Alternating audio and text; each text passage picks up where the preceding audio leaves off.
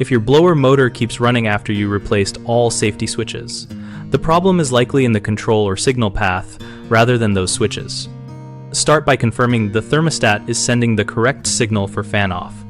Set the thermostat fan setting to off and use a multimeter to check for 24 volts at the furnace fan relay or control board fan terminal.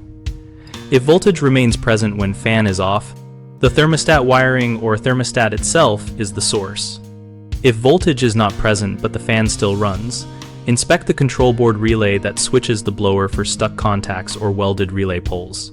Manually operating the relay, if possible, or substituting a known good relay will reveal if the relay is failing mechanically. Check the fan limit switch and any fan center or blower relay modules for correct wiring and mounting. A miswired common or incorrect terminal can feed power back to the blower motor. Verify the blower motor wiring and capacitor condition because a shorted motor winding or leaky capacitor can cause the motor to run on stray voltages. Measure motor winding resistances and perform a capacitor microfarad test. Also examine any external fan relays or contactors in line with the motor and the control board ground reference because a floating ground can create unexpected currents. Ensure all grounds are tight and clean.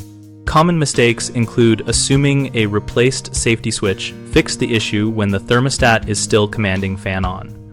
So test thermostat outputs before further disassembly. Another frequent error is not checking the relay contacts themselves for welding or pitting, which means replacing the relay rather than just the control board may be required. A third issue is overlooking wiring errors after repairs. So retrace and compare each connection to the wiring diagram and tighten or reterminate any loose splices. We operate bighomeprojects.com to help homeowners locate local contractors and for contractors to find work related to issues like persistent blower motors.